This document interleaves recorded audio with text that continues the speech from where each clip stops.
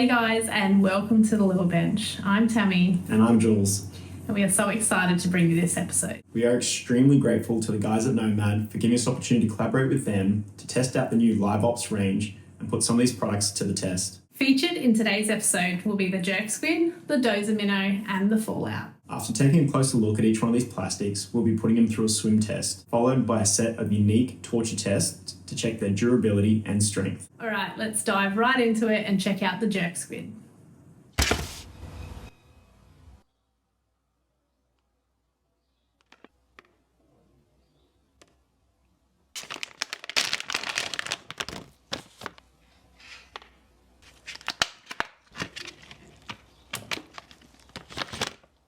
The first thing you'll notice with these is a very strong squid smell. Once you get past that, you'll notice fantastic details. It has wings at the top. It has little raised eyelids with the holographic eye, plenty of little legs to get going in the water, even little suction cups down those tentacles, giving this bait an ultra realistic look and profile. Plastic feels very firm, also plenty of stretch.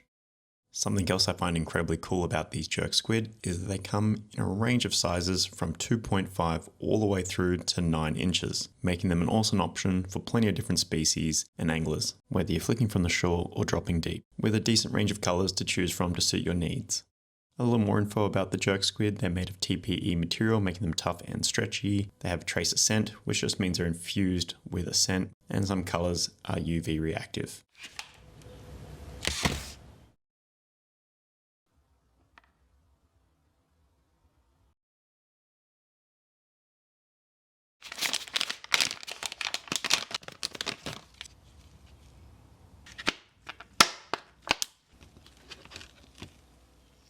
Not too much to see from on top, but as we get around the side, we see nice details, a raised lip, gills, and scale pattern down the side of the bait. The eyes are painted on. I'm a big fan of that lateral line on this colour. We have a great bait fish representation here, very similar to a mullet. A very deep belly groove. We got those ribbed sides, and again we have a firm and stretchy plastic. The Dozer will be available in a 3, 4 and 5 inch, which should cover all your estuary species from brim, flathead, jewfish, mangrove jack, all the way through to barramundi. Nomad has another fantastic range of colours with some absolute classics in there. Same as the Jerksquid, the Dozer Minnow is made of the TPE material, has the same scent, and certain colours are UV reactive.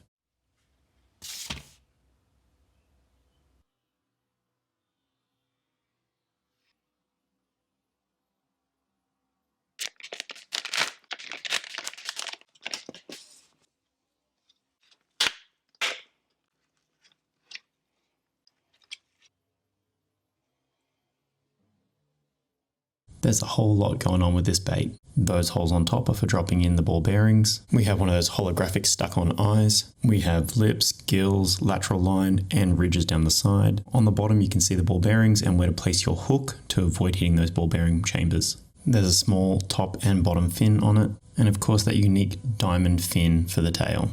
Material feels firm, but not quite as stretchy as the last two baits. The Fallout Minnow will be available in a 3.5, 4.25 and 5 inch models. This is an extremely versatile bait with many applications. I think this has to be one of the best colour ranges that Nomad's done. So many good options to get you started. It's going to be hard to pick a favourite. The unique and standout feature of this bait is the tungsten ball bearing system. Another really cool feature that you can see in this diagram is that channel where you can put your weedless hooks in so you don't tear up your plastic as you're trying to rig them, which is a really nice touch. It's made out of a TPE material, still has that trace of scent, and colours come in UV. Jules, what's your first impression? They smell pretty bad. No, but seriously, I could smell it through the house. So yes, they've got a good scent to them. First impression for me, they look amazing. Attention to detail was spot on. Damon is also always great at doing attention to detail and making sure his products work right. The attention to detail, these plastics feel like they were made by someone who actually fishes, rather than just some company. And I really appreciate those small details, extra grooves, extra rigging options, the versatility. They look amazing. Moving on, let's take a look at how they rig. For today's rigging demonstration, we'll be using a Harpex inshore, 1/4 ounce 6/0 hook. You can see the channel for rigging is exceptionally long, giving you plenty of options on how you want to rig these. This material is actually quite firm for a soft plastic, so it actually takes a fair bit of pressure to work that hook in.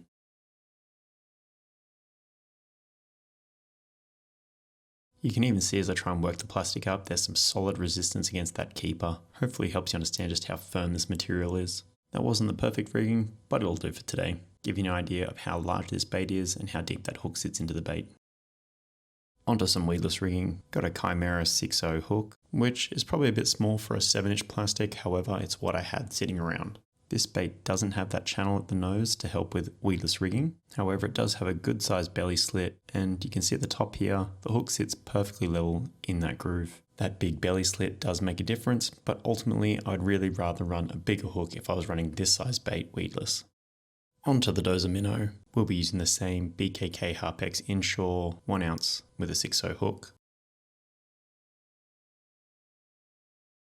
Immediately, this bait feels a little softer. Maybe it's just the deep grooves, meaning there's less material in the way, but it definitely feels a little bit easier to work when compared to that Jerksquid.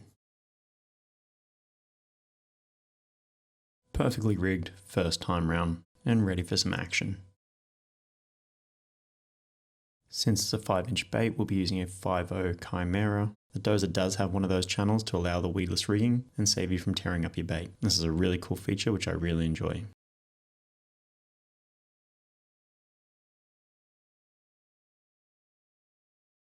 Again, easy rigging, nice straight first time and ready to go. And of course, everything on these baits has been fully thought through. Those rib sides are not just for look and holding scent, but also they allow the body to compress to allow for better hook presentation. Now onto these ball bearings.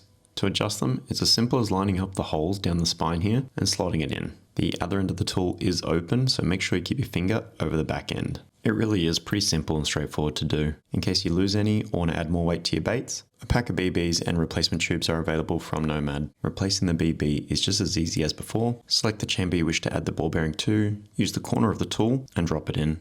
I like to massage the ball bearing to make sure it's sitting well in the chamber, and just like that, it's ready to use. For rigging today, we have a 4.0 Chimera. We can make the most of that pre-rigged groove in the chin, makes getting that hook centered very easy. Find the appropriate groove for your hook size to make sure you miss those ball bearings.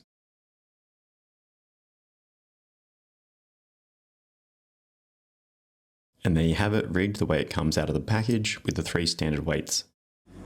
With this Live Ops range, there are so many different options for rigging. You can do it however you want, whether you're fishing shallow water, deep water. So let's get on to some swim action and have a look how they perform under the water.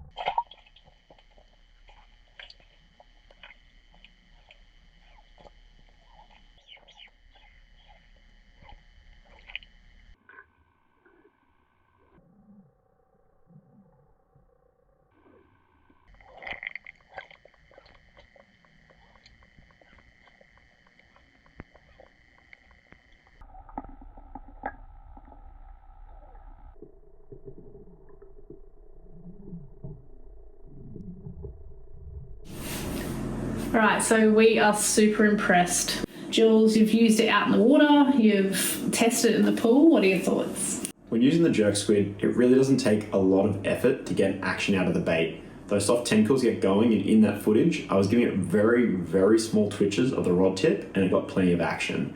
I think this is a bait that could be worked super aggressive up in the water column and just let it fall down.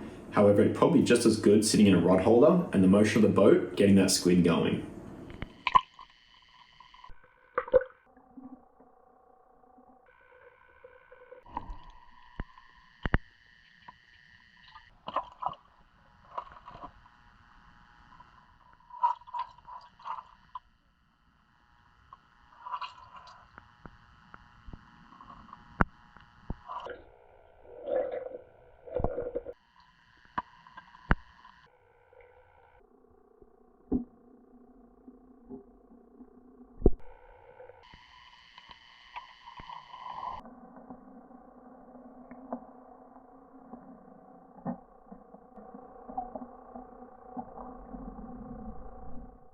Another super impressive bait. It's one thing we notice. If you go too fast and give it too fast of a wind, it tends to get a little drunk and just does whatever it wants to do. So a nice slow to medium wind gave it all the action that it's required. And for me, one of the impressive parts was on the drop, we still got plenty of action from that tail. You can see during the footage that no matter whether it's going up, down, or winding, it's always getting off action. And that body roll is truly amazing.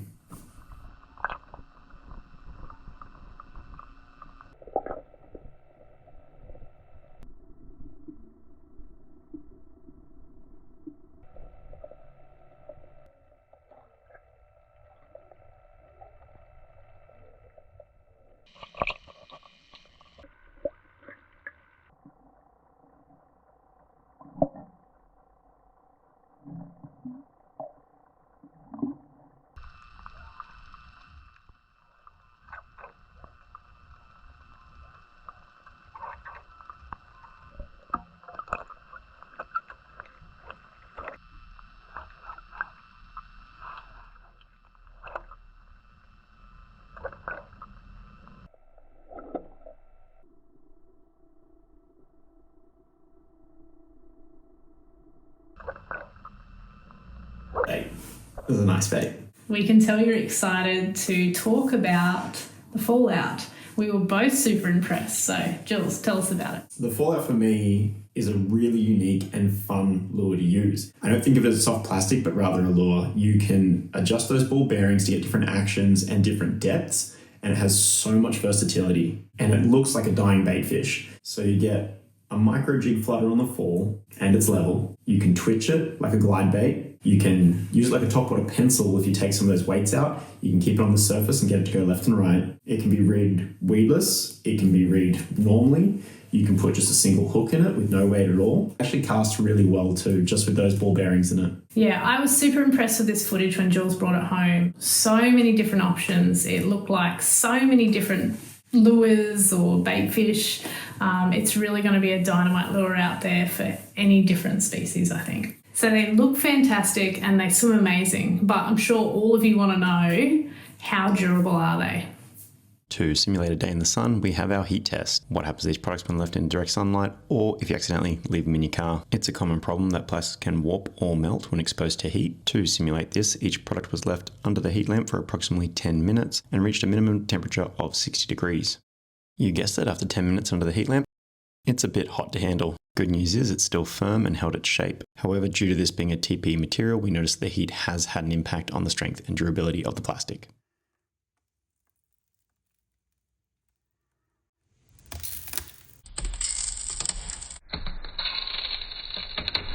It appears to be some sort of rock salt that came flying out of that plastic. They weren't kidding when they said it was salt infused. Apparently the salt is there to affect the buoyancy of the plastic.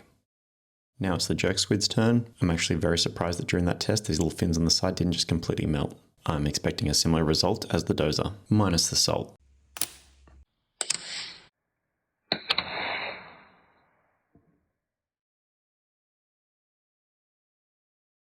With the Fallout, I debated leaving those ball bearings in there as I knew they would also heat up and weaken the plastic, but as that's how it's intended to be used, I figured best to leave them in. And just holding it, it already feels soft.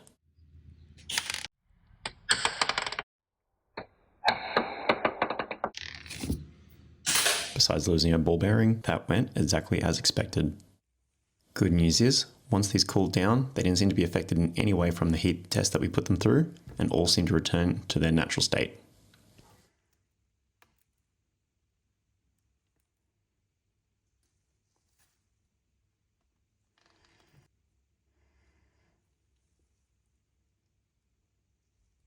This colour of Jerksquid has a painted pattern on it, which gives it a fantastic look. However, these paints do tend to rub off when handling or even rigging, so don't expect them to last forever. This is simply cosmetic and happens to a lot of painted plastics, as you'll see in future episodes. Oh, and if you're worried about those little legs pulling off very easy, they're super strong too. Not sure if it's been damaged from the heat test or it's just a different plastic, but that tail broke without a huge amount of force. But the body is still super strong. Onto our pull test, and I make a rookie error and haven't turned on the scale yet. Good job, Jules.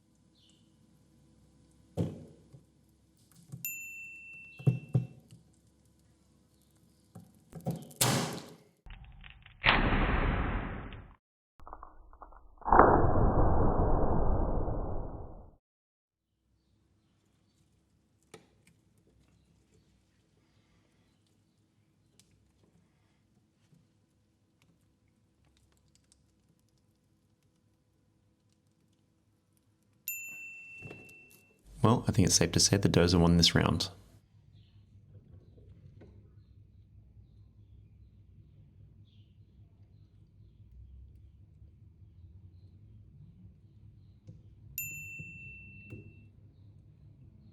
Because this bait is so stretchy, I'd actually run out of room to pull any further down. Just in case you guys weren't happy with that effort, I thought I'd have another crack and see if I can tear it. And believe me, I tried, but it's super stretchy and hard to hold on to.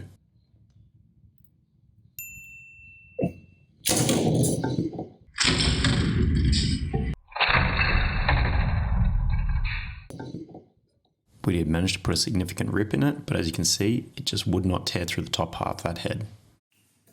Well, I hope you guys enjoyed that. Something different to test out these plastics. Of course, the squid, being the largest of the baits and probably the thickest body, held up extremely well during those tests. The Dozer also performed really well, and then the Fallout with all those chambers in it was a little less durable, as you would expect. Let us know in the comments below what were your favourite plastics and moments of these videos. We'd love to hear your thoughts on how you would use them and what species you would target. Again, a massive thank you to the team at Nomad for letting us pull these apart, rip them to shreds, and have fun doing it. So please comment below and let us know your favourite or any thoughts on today's video. We would love your feedback as it helps us improve. If you enjoyed our episode, please like and subscribe, and we will catch you in the next episode.